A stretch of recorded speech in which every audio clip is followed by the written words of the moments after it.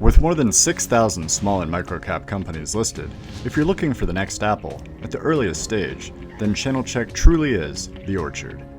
The listed companies support ChannelChek, so it's free for you, the potential investor, to gain access to institutional quality research from FINRA licensed analysts, advanced market data, industry reports, news, and a growing catalog of videos and webcasts.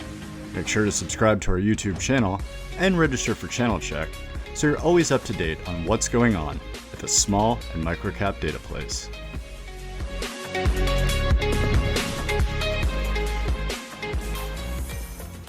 Welcome to the virtual Roadshow series presented by ChannelChek. This Roadshow features Dane Andreeff, Interim CEO, Joyce LaViscount, COO and CFO, and Jonathan Sackier, Medical Advisor of Helios Medical Technologies, NASDAQ ticker symbol HSDT, TSX ticker symbol HSM. Following a formal presentation, they are joined by Joe Gomes, Senior Research Analyst for Noble Capital Markets, a FINRA-licensed, SEC-registered broker-dealer, for a Q&A session featuring questions that were submitted by the live audience.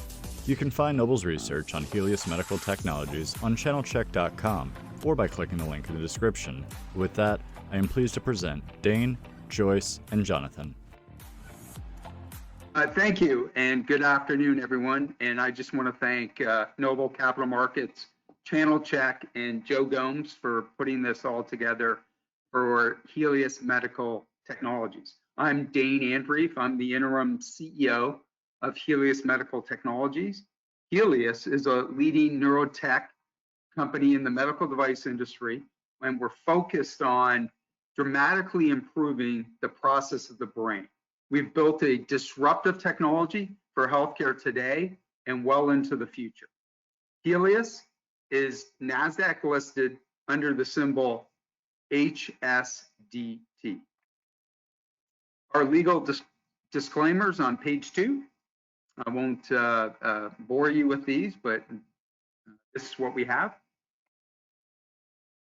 Portable neuromodulation stimulator, or the PONS device, is the first and only patented treatment combining trigeminal nerve neurostimulation via the tongue with physical therapy to reduce symptoms of neurological disease and/or trauma.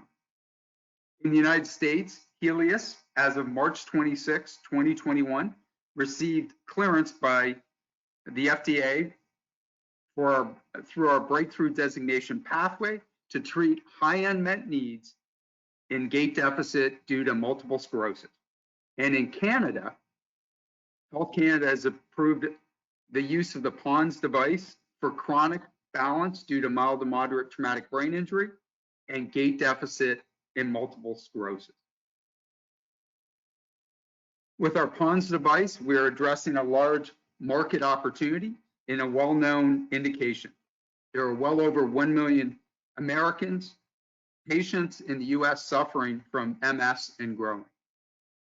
Well, Helios Medical is pursuing other opportunities in balance and gait deficit, such as mild to moderate traumatic brain injury, which accounts for approximately 80% of all traumatic brain injuries.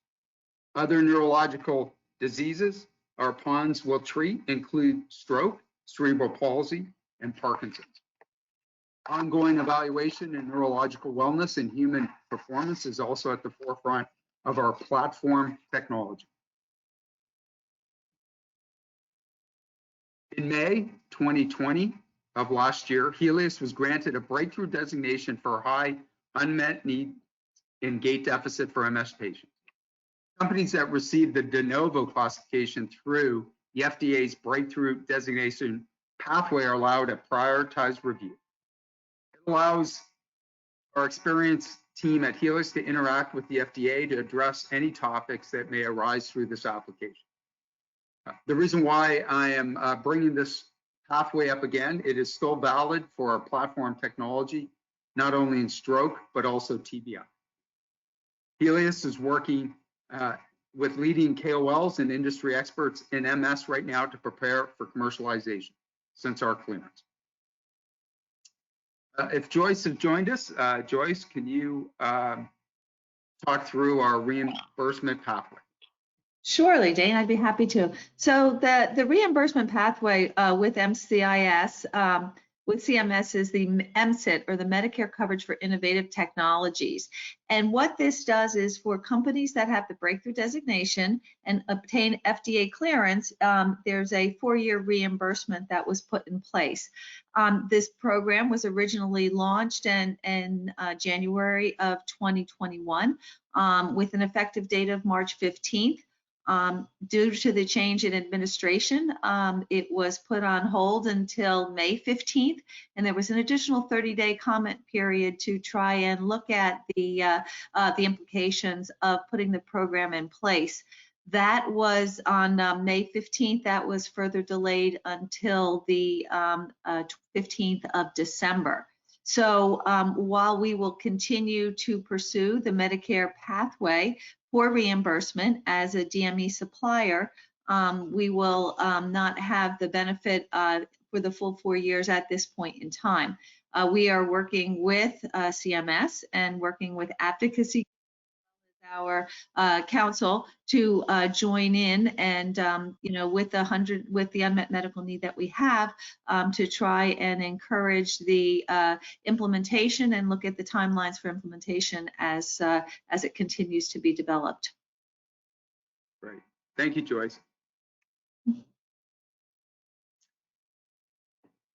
For the last 2 years, Canada has been truly a valuable, undervalued asset.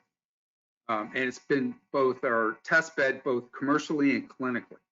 Helios first received our healthcare approval for our PONS device for the treatment of gait and balance deficit for mild or moderate TBI in the 4th quarter of 2018.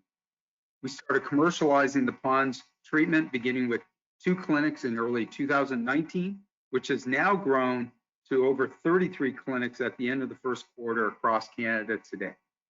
In March of 2020, we received our Health Canada approval for the treatment of gait deficit due to symptoms of MS, followed by our FDA breakthrough designation in May, which I mentioned before. Helios is now cleared as of March 25th of this year by the FDA in our MS indication. And in starting in 1st quarter 2022, we're very excited to start commercializing our PONS device in MS. Helios has a well-experienced team, senior management team. I'm Dane Andreeff. I'm the interim CEO and a member of the board, and also sit on 2 other healthcare boards. I also own a little over 6% of the company.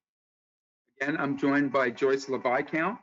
She's our Chief Financial Officer and Chief Operating Officer. She has over 35 years of experience in healthcare. Dr. Jonathan Sackier, also on the call, is one of our co-founders of the company. And then Mark Lino, who heads up our Canadian operations, has done a terrific job commercializing across Canada. I also want to add Fred Fantasia.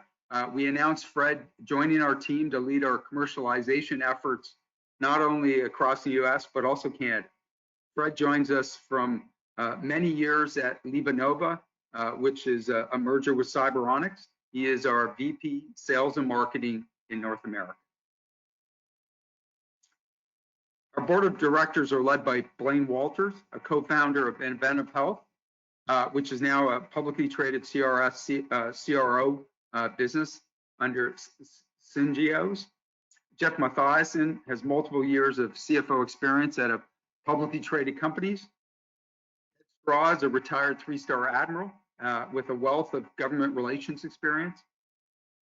And Mitch Tyler is one of our co-founder and co-inventors coming from us from the University of Wisconsin at Madison. Earlier this year, we were joined by a recent addition, Sherry Perkins, who has a wealth of commercialization experience in her roles at Cyberonics and LivaNova. And we're very excited to have Sherry join us. The PONS device, combined with physical therapy, treats gait and balance deficit in MS and mild or moderate TBI, traumatic brain injury, respectively. It is a 14-week treatment, twice a day for 20 minutes in combination with physical therapy, where the first 2 weeks are in a neurophysical therapy clinical setting.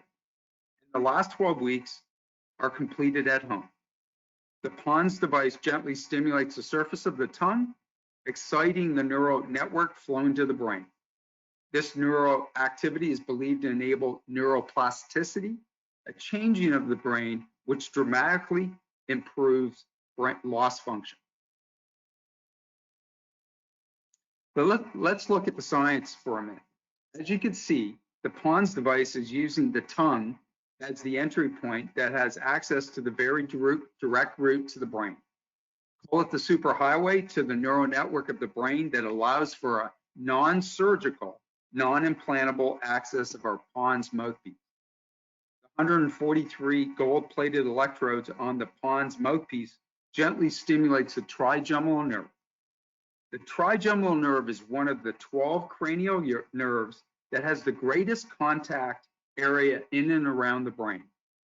Many patients state that the 25 million pulses per 20-minute treatment tingles when introduced to the surface of the tongue for the first time, kind of like champagne pop. The only side effect is the generation of excess saliva in some patients while in use. I'm going to turn this over to our medical advisor, Dr. Jonathan Sackier, to discuss our 2 studies in MS. So our first study of the 2 MS studies, this is a result of a functional MRI study in Canada with 14 patients that showed positive results in 3 specific areas of the brain related to motor control when using the PONS device and physical therapy. That is Group A, against a non-stimulating placebo, no stimulation whatsoever of the tongue, and physical therapy, which is Group B. And before and after bold imaging of MS patients, it clearly shows 3 areas of the brain seeing an increase in activity in blood oxygen and blood flow. Bold images, which stands for blood oxygenation level dependence on functional MRIs, shows brain activity, how the brain is demanding oxygen. And this is tied to blood flow through a complex series of behaviors known as neurovascular coupling. Basic physiology tells us that the trigeminal nerve, one of the nerves we stimulate, mediates the diving reflex, which impacts blood flow to the brain. This is well known. And we know from, yeah, go ahead, Jonathan. Yeah, I would just like to jump in and state that, you know, this is fascinating data and it's nice to see, yes, there's a difference, but what's the implication of it? The implication is twofold. When one does a clinical study, you look for 3 things. Number 1, a patient-reported outcome measure. I feel better. Number 2, an objective measure that a clinician, a doctor, measures and says, okay, this gets better. And the third is a surrogate, something that we as clinicians can measure, and in and of itself, what does that mean? In our studies, what we see is patients are feeling better, doctors are reporting them to be better with objective measures of improvement of balance and gait, and here we see that the brain is changing.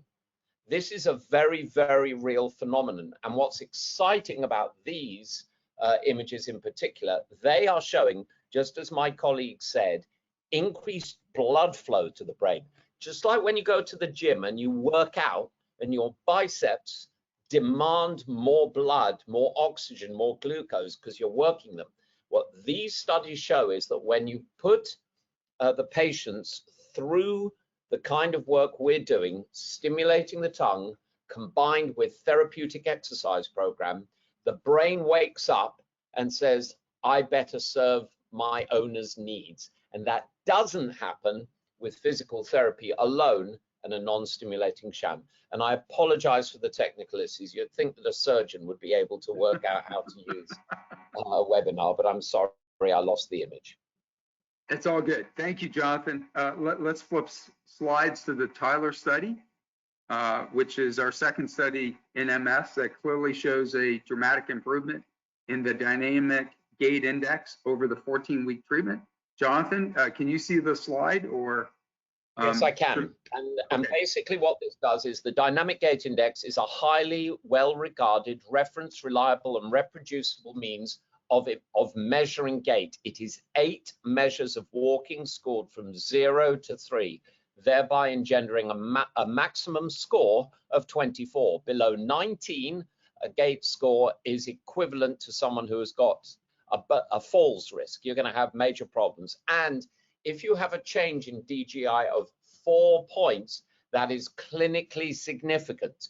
What we saw is, yes, in the controls who just had physical therapy and a completely non-stimulating sham, there was an improvement in their gait. It's no surprise. We're exercising them. We're encouraging them to get fitter and stronger. They will improve, and we're showing them a little bit of love. They're getting some clinician love, which always helps patients. However, what you see in the blue group is at all stages, there was a clinically significant and statistically significant higher improvement in the dynamic gait index. And by the time you get to 10 weeks, it's leaving the standard physical therapy behind. Furthermore, at 12 weeks, you've got an improvement of around twice what is clinically improvement. And the maximum seen with the physical therapy alone is 4. And furthermore, with follow-up, that gain tends to be lost. Whereas the people who get the neuromodulation, which changes their brain, it changes the way their brain thinks about it. And the corollary I would give everyone listening is very simple. You didn't get born knowing how to walk. You learned how to walk. As a result of neurological disease or trauma, you can forget how to walk. This technology is aimed at helping people remember by basically hitting Control, Alt, Delete. Great. Thank you, Jonathan. One more point. After week 10, the placebo PONS, which is just a non-stimulating device, which is just PT alone, has peaked, and by the end of the 14 weeks, starts regressing back towards their normal state. Our extensive IP portfolio, Helius has done a great job that covers all aspects of brain stimulation through the tongue in combination with physical therapy and cognitive therapy. Essentially, we own the 5th Avenue of neurostimulation real estate pathway, and that's through your tongue. Our legal team, Proskauer, has done a terrific job to extend our IP portfolio out to 2040, protecting our technology and innovation. Currently, there is a massive gap in treating and managing neurological disorders for balance and gait deficits. Both physicians and patients have limited options. Many are turning to prescription drugs to manage symptoms. Over-the-counter drugs are often recommended for mild symptoms. There are various forms of therapy, including both mental and physical, and even surgery. MS, multiple sclerosis, as we mentioned earlier, affects 1 million Americans. And of that group, 41% have difficulty walking and 13% lose the ability to walk legally. Helios has a massive opportunity in the United States alone for MS patients. The current MS market for gait deficit is large, and it's a well-established pathway with a current MS value pool population of over $500 million a year. This creates an opportunity for PONS to directly access and address the established MS gait deficit population and to ease the low efficacy of medication. The competitive marketplace has built awareness with doctors and patients. It has produced aggregate sales over the last 10 years of well over $3.4 billion, and we look forward to our 2022 first quarter launch. Building trust in the MS market begins with understanding the unmet needs of those living with the disease. MS is well-characterized chronic disease. Education and awareness continues to grow, as do those diagnosed. Once the diagnosis occurs, all MS patients meet regularly with their neurologist, and this is a small group of around 16,000 doctors across the US. For the MS patient, gait dysfunction, which is their balance, is one of their biggest concerns. And we know this because they are very active on social media and through the MS organizations and society. New technologies and treatments are quickly amplified into the MS community, and that benefits the PONS device in the new treatment. Receiving approval from Health Canada in March of last year has allowed Helius to test several commercial pathways. To date, we have treated well over 42 patients now, and close to 60% had improvement in their gait deficit. A lot of these patients in Canada, not only are TBI patients, but MS patients, have shared the good news with their testimonies through the media. Helios has been featured in a number of national publications and across TV networks. Building off the success and lessons learned in Canada, the US has a significantly higher population, 10 times greater, and we continue to build strong relationships with the MS societies. The two markets look very similar. And we've learned in Canada how important educating our key opinion leaders are for our new technology. In the fourth quarter of last year, we partnered up with KOLs, key opinion leaders, to form Helios's MS Scientific Advisory Board. Individuals, mostly doctors and neurophysical therapists from the top health centers, include Cleveland Clinic, Kessler, and the Shepherd Center in Atlanta, to name a few. These members have already helped by giving their perspective, knowledge, and advice. These members will also be critical to our efforts to build awareness of our PONS technology as we look to enhance neuro rehab outcomes when we start commercializing. Touching quickly on our international strategy, we have a strategic agreement with China Medical Systems, one of our larger investors. China Medical will work with us on development and commercialization of PONS in China, plus 4 other territories. Since we have US clearance, we can begin this pathway with China Medical, and we'll use relevant documentation in the US for approval in China. We also are awaiting a pending decision by the TGA Goods Administration in Australia. We are a leading neurological platform technology. So allow me to look at the stroke opportunity as our potential to expand our label, not only in Canada, but also in the United States. In the United States, there are nearly 800,000 Americans who will have a stroke in 2021, to go along with the over 7 million existing stroke patients. Experts believe these numbers will double over the next 1 to 2 decades. More than half of the stroke victims suffer from reduced mobility if they are over 65. Falls are a leading cause of related deaths among elderly people in the United States. Presently, we've completed an excellent pilot study, which has been published, and along we have real-world evidence as well. If you look at our platform technology, we've mentioned that we are already cleared for mild or moderate traumatic brain injury in Canada. We have excellent data in cerebral palsy. We have, at the moment, nothing in Parkinson's, but we're looking at opportunities to start doing clinical trials. And of course, a larger opportunity exists with the baby boomers in balance and neurological wellness and human performance. Here's a quick snapshot of our current cap table and ownership. We have almost 600,000 warrants on our US balance sheet. If exercised, that could bring in an additional 9.7 million in capital. We've got some terrific shareholders in Columbus Capital. I've mentioned before, I'm also, as an interim CEO and a board member, over a 6% shareholder as well. We are well positioned in 2021 and 2022 with our FDA clearance in high unmet needs and gait deficit in MS. This will hopefully set us up. We're excited about the potential to have CMS reimbursement, but as Joyce mentioned, we are looking at all our reimbursement pathways and opportunities.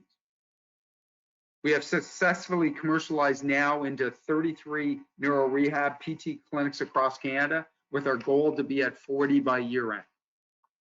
This will allow us to leverage our existing Canadian infrastructure into the US for 2022 launch.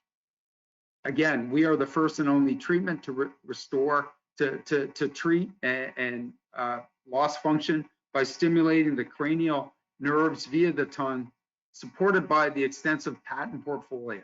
And through our patents, we believe we own the fifth avenue in neurostimulation real estate, which is the tongue. Thank you, Dane, Joyce, and Jonathan. Great detailed presentation. I am Joe Gomes, the Noble Capital Senior Analyst who covers Helius Medical Technologies. Here are the questions I've selected from the audience, as well as a few of my own. You've laid out a great presentation talking about, where you're in the MS and, mild, moderate traumatic brain injury and some of the other end markets. Could you kind of give us maybe a time frame of when you see the you moving into some of the additional markets that you're looking at, or treatments, I guess I should say? So, our first priority is to commercialize in MS in the first quarter of 2022. That is our priority, and how we're going to create shareholder value. If we do that successfully, the other indications we'll be able to expand our label very quickly, we believe, in stroke and TBI. At the moment, I mentioned that we do have a stroke data, both clinically and real world evidence. We're very excited. Hopefully that would be our next priority on expanding our label in balance and gait due to stroke. But we also have our TBI indication, as well, as we are commercializing in Canada in TBI. We have excellent data there, and we're actually looking for non-dilutive funding for an additional trial in TBI so that we could expand our label into the United States. Again, there's 7 million patients that are suffering from TBIs in the United States alone. So it's a very large market, very similar to stroke. Great. And kind of a follow on to that, you did a fantastic job of, why the use of the tongue and some of the efficacy and some of the studies that you have done in the past. And you just mentioned you're looking at potentially another study here for TBI. Anything in addition to that you would be looking at for some of the other indications? Yeah, I'm going to allow Dr. Sackier to talk a little bit about our cerebral palsy indication and data behind that. Good, excellent. I apologize for the English accent. So the way that regulatory medicine works, it requires data for that particular indication with that particular technique. That's just the way regulatory medicine is. Clinical medicine is somewhat different.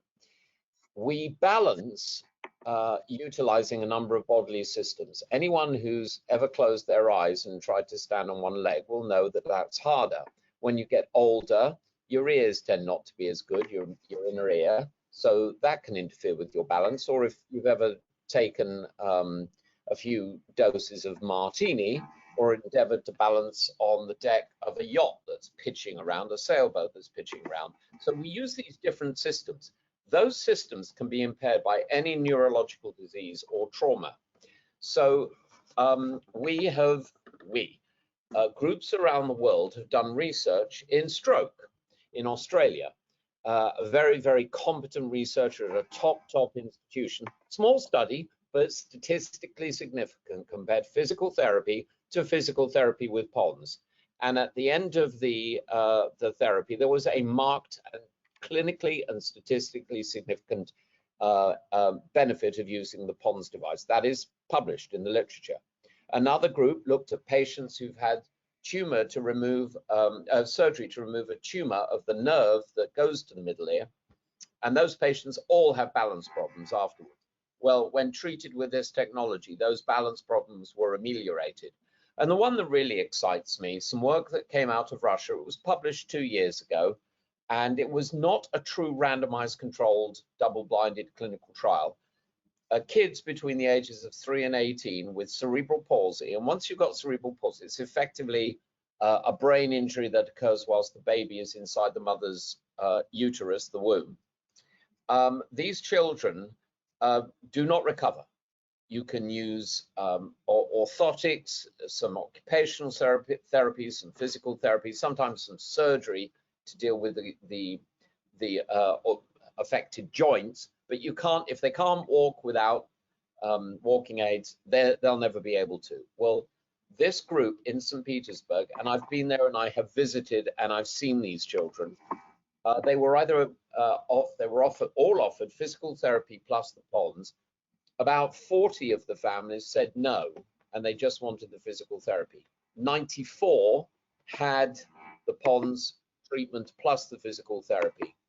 The kids who just got physical therapy did improve, but the kids that got neuromodulation plus physical therapy, they improved more rapidly, they improved to greater extent, and when they were followed up 6 to 12 months later, those kids had a retained benefit. Now, I have not personally audited every single child, nor have I audited every single MRI, but I will tell you it was peer-reviewed, it was in a journal, and those data are encouraging. And I, for one, wish we had the funds to do a cerebral palsy study, and we are, of course, looking for those. And of course, we'd love to look at a stroke study. I want to cure everyone. We all do. And we all know people who suffered from neurological disease or trauma. And these are massive problems for which there are no alternative therapies. Fascinating. So, and thank you for that, Jonathan. You guys recently announced that you hired a VP for sales for North America. And Jonathan, maybe you could give us a little bit more of the game plan and time frame and rollout of your efforts here in the U.S. and how do you think you can go about getting the clinics in the U.S. to adopt this technology? Yeah. So Joe, it's a great question. So at the moment, we're building our team, our commercialization team. Fred Fantazzi, who we brought in a week and a half ago, was a clear indication on how we're going to build our team with people with outstanding neurostimulation, neuromodulation experience in the U.S., but also to help Canada as well with KOLs and of course the neuro PT clinics. Reimbursement's a big part of launching into Canada. We're doing pricing models around that as we speak, and we just look forward to presenting when we're ready with the right team to present that publicly to yourself and our investors. But at the moment, it's just a little bit too early to present that. Thank you, and we look forward to that information. You mentioned it in your answer here about reimbursement. Here in the U.S., I know it's very early days, and we're looking down a number of different paths. And I think it's similar in Canada, where we haven't gotten reimbursement approvals yet from the federal government. So how are patients affording this treatment to date? How expensive is the treatment? And how are people affording the treatment without insurance coverage as of right now? Yeah, so in Canada right now, there's a few things that are going on from a reimbursement perspective. First and foremost is that we're working with 2 of the major insurers so that they can get some experience with the PONS. so that when, we've had a handful of cases that have been fully covered by the Canadian insurance, but so that when the insurance companies can get experience with the product, that way when the next patient comes through, they will be able to get the reimbursement. Up until this point in time, all of the patients a majority of the patients that have come through are cash pay.